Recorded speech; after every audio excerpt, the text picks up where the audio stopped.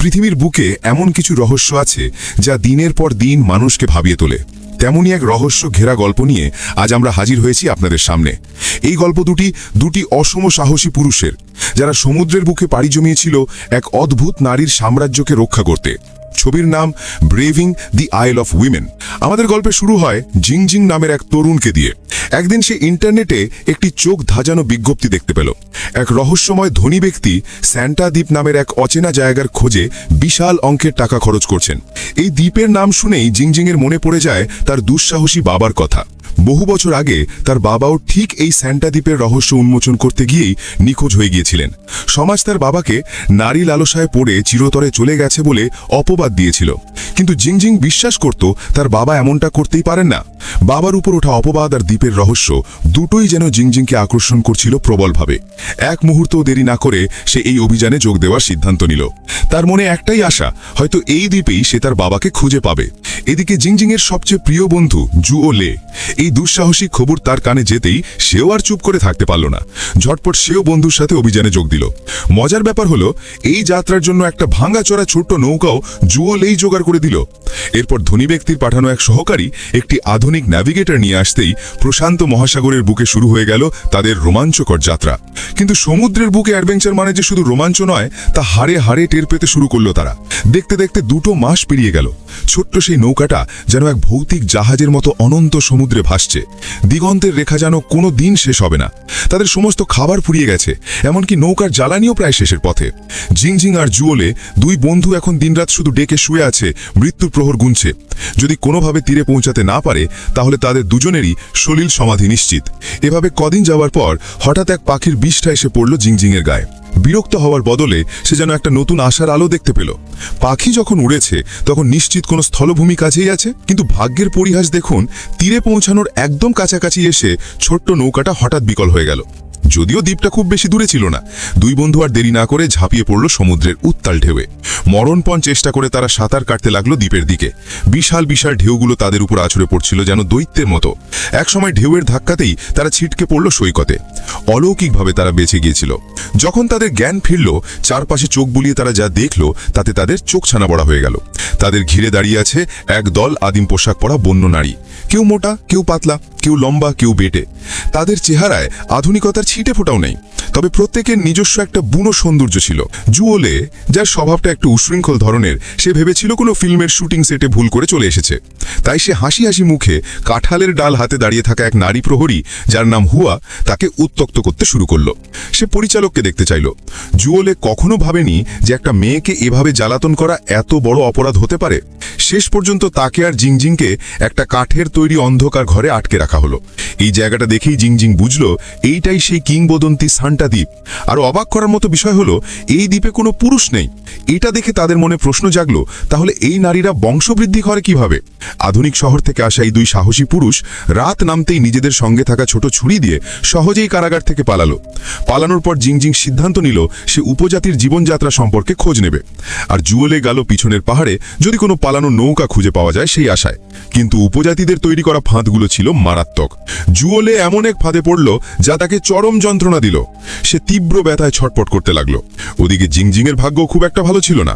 সে ভুল করে উপজাতিদের গোসলখানায় ঢুকে পড়ল। কিছুক্ষণ পরই সে দেখল উপজাতির সুন্দরী চুই শিয়াং তার ছোট দুই বোনকে নিয়ে স্নান করতে এসেছে।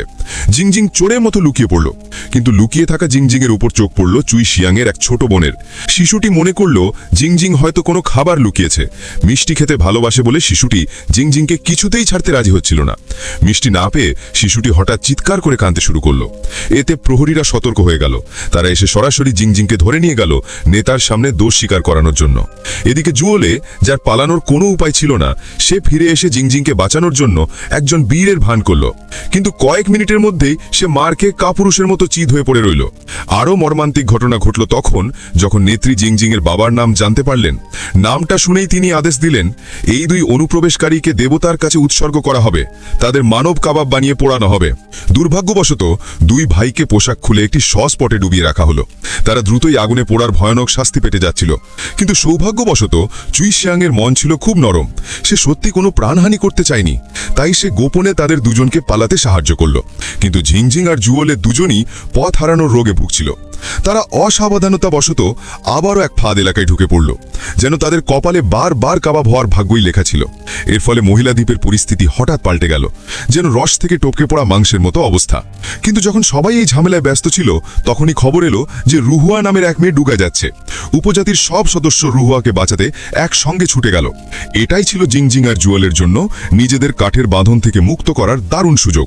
দুজন খুব তাড়াহুড়ো করে সেখান থেকে পালালো। মুহূর্তের মধ্যে সমুদ্র একটা রেস্কিউ জাহাজ দেখতে পেল। কিন্তু এই সময় উপজাতির মহিলারা কেউ সাঁতার কাটতে পারত না। তারা শুধু অসহায়ভাবে কাঁদতে পারছিল। জিংজিং আর জুয়েলে, যারা এতক্ষণ ধরে তাদের হাতে বন্দী ছিল, তারা সেই মুহূর্তে তাদের প্রতি এক গভীর সহানুভূতি অনুভব করল। তীরে এনে তারা দ্রুত সিপিআর এবং কৃত্রিম শ্বাস প্রশ্বাস দিতে শুরু করল। দীর্ঘক্ষণ চেষ্টার পর রুহুয়া যেন মৃত্যুর মুখ থেকে ফিরে এলো। এই উদারতা দেখে উপজাতির কঠোর নেত্রীও নরম হলেন। তাদের অপরাধ মাফ করে দেওয়া হলো। কিন্তু বিপত্তি যেন তাদের পিছু ছাড়তে চায় না। হঠাৎ করে জিংজিংদের ফেলে যাওয়া কাঠের লাঠি থেকে আগুন লেগে গেল দেবতার গাছে। দেখতে দেখতে পবিত্র গাছটি পুড়ে ছাই হয়ে গেল। উপজাতির নেত্রী এতে ভীষণ ক্ষুব্ধ হলেন। তিনি আবারও জিংজিং আর জুয়েলের মৃত্যুদণ্ড কার্যকর করার জন্য জোর দিলেন। তবে রুহুয়া এবং চুইশিয়াংয়ের অনুরোধে দুই ভাইকে শেষবারের মতো একটা সুযোগ দেওয়া হলো। 3 মাসের মধ্যে তাদের দেবতার গাছকে পুনরুজ্জীবিত করতে হবে। যদি তারা ব্যর্থ হয়, তবে তাদের ভাগ্যে আবারও সেই মানব কাবাবি জুটবে। দুই বন্ধু লেগে পড়ল তাদের কাজে। আধুনিক চাষের কৌশল আর পুষ্টিকর দ্রবণ ব্যবহার করে তারা দেবতার গাছকে নতুন জীবন দিতে চাইল। কঠোর পরিশ্রম আর আধুনিক বিজ্ঞানের ছোঁয়ায় কিছুদিনের মধ্যে অবিশ্বাস্য ঘটনা ঘটল। মৃতপ্রায় দেবতার গাছে নতুন অঙ্কুর দেখা গেল। এই দৃশ্য দেখে উপজাতির সদস্যরা আনন্দে আত্মহারা হয়ে গেল। তারা বনফায়ার পার্টি করে জীবনের প্রতি তাদের শ্রদ্ধার কৃতজ্ঞতা প্রকাশ করল। ধীরে ধীরে সময়ের সাথে সাথে জিংজিং এবং চুইশিয়াংয়ের মধ্যে এক নতুন সম্পর্ক গড়ে উঠতে শুরু করল। চুইশিয়াং জিংজিংকে জানালো তাদের নারী উপজাতির এক দীর্ঘশ্বাস আর প্রতিরোধের গল্প। 1000 বছর আগে তাদের উপজাতি আর মানুষ শান্তিপূর্ণভাবে একসাথে বসবাস করত, কিন্তু মানুষের সীমাহীন লোভের কারণে তাদের এই ছোট্ট দ্বীপে তাড়িয়ে দেওয়া হয়েছিল। এরপর তারা বিচ্ছিন্নভাবে এখানে টিকেছিল। চুইশিয়াং যখন এই গল্প বলছিল, তখন সে আরও জানালো যে কয়েক বছর আগে একজন পুরুষ এই দ্বীপে এসেছিল। জিংজিং তখনই বুঝতে পারল সেই পুরুষটি আর কেউ নয়, তার নিজেরই বাবা। বাবার স্মৃতিচিহ্ন খুঁজতে খুঁজতে জিংজিং এক গুহার ভেতরে তার বাবার ফেলে যাওয়া ডায়েরি খুঁজে পেল। ডায়েরিটা পড়তে পড়তে জিংজিং জানতে পারল তার বাবার আত্মত্যাগের এক বেদনাদায়ক সত্য। তার বাবা এই নারী দ্বীপকে বাইরের দুনিয়ার লোভী মানুষদের অশুভ দৃষ্টি থেকে রক্ষা করার জন্য নিজের জীবন উৎসর্গ করেছিলেন। সত্য সামনে আসার পর জিংজিং আর জুয়েলে সিদ্ধান্ত নিল তারা চিরদিনের জন্য এই নারী দ্বীপেই থেকে যাবে। এই দ্বীপ আর এখানকার বাসিন্দাদের রক্ষা করবে। তারা দ্রুত তাদের সঙ্গে থাকা নেভিগেটরটা ভেঙে ফেলল, কিন্তু ভাঙা যন্ত্রপাতির স্তূপ থেকে হঠাৎ তারা একটা ট্র্যাকার খুঁজে পেল। তখনই তারা বুঝতে পারল তথাকথিত এই অ্যাডভেঞ্চার প্রকল্প ছিল আসলে সেই ধনী ব্যক্তির এক সুপরিকল্পিত ষড়যন্ত্র। সে একদল দুষ্কৃতকারীকে আগেভাগেই দ্বীপে পাঠিয়েছিল পথ দেখার জন্য। দ্বীপে কোনো আধুনিক অস্ত্রশস্ত্র নেই, তাই সরাসরি মোকাবিলা করলে তাদের নিশ্চিত ক্ষতি হবে। অনেক ভেবেচিন্তে তারা এক অভিনব কৌশল বের করল। অন্ধকার শক্তির মোকাবিলা করতে তারা ব্যবহার করবে সৌন্দর্যকে। হ্যাঁ, তারা উপজাতির সরল নারীদের প্রশিক্ষণ দিতে চাইল ধূর্ত ডাইনিদের মতো। দুর্যোগের দিন ঘনিয়ে এলো। সেই ধনী ব্যক্তি তার দল নিয়ে দ্বীপে এসে উপস্থিত। জিংজিং আর জুয়েলের পরিকল্পনা অনুযায়ী উপজাতির নারীরা তাদের মোহনীয় রূপে ভিলেনদের ছোট জঙ্গলে নিয়ে গেল। তারপর তারা সবাই একসাথে ঝাঁপিয়ে পড়ল। মুহূর্তের মধ্যেই দুর্বল কয়েকজন সহকারীকে বশীভূত করা হলো। এরপর তাদের লক্ষ্য ছিল সেই ধনী ব্যক্তি। তারা তাকে ফাঁদে ফেলে মাদক মেশানো ওয়াইন পান করানোর চেষ্টা করল, কিন্তু এই বৃদ্ধ শিয়াল এত সহজে হার মানার পাত্র ছিল না। তাদের কৌশল দ্রুত ধরা পড়ে গেল। দুর্ভাগ্যবশত দুর্বল নারী উপজাতিকে ঘটনাস্থলেই বেঁধে ফেলা হলো, যাতে নড়াচড়া করতে না পারে। আত্মবিশ্বাসী ধনী ব্যক্তি তখন তার আসল উদ্দেশ্য ফাঁস করল। সে স্যান্তা দ্বীপকে অমরত্বের দেবতার গাছের বীজ সংগ্রহ করতে চায়, আর এর জন্য সে নারী উপজাতিকে ফিরিয়ে নিয়ে যাওয়ার হুমকি দেওয়া হলো। এমনকি ভয় দেখানোর জন্য সে একটি 90 বছরের বৃদ্ধাকেও ফুটন্ত পানিতে ফেলে দেওয়ার চেষ্টা করল। চরম বিপদের মুখে জিংজিং ভান করল যে সে ধনী ব্যক্তিকে বীজ খুঁজে বের করতে সাহায্য করবে। ওদিকে জিংজিংয়ের চলে যাওয়ার অপেক্ষায় ছিল জুয়েলে। রুহুয়ার সাথে মিলে সে গোপনে অন্যদের বাঁধন খুলে ফেলল। সুযোগ বুঝে তারা কয়েকজন দুর্বল সহকারীকে আক্রমণ করে বিপদ থেকে রক্ষা পেল। এদিকে জিংজিং ধনী ব্যক্তিকে সমুদ্রের ধারে নিয়ে গেল। সেখানে সে ধনী ব্যক্তিকে তার বাবার মৃত্যুর আসল কারণ প্রকাশ করতে বাধ্য করল। রাগে অগ্নিশর্মা হয়ে সে জিংজিংকে তীব্র ভর্ৎসনা করল, কিন্তু সেই ধনী ব্যক্তির মনে বিন্দুমাত্র অনুশোচনা ছিল না। উল্টো জিংজিংয়ের বুকে আগে থেকে লাগানো বোমাটি বিস্ফোরণ করার পরিকল্পনা করল।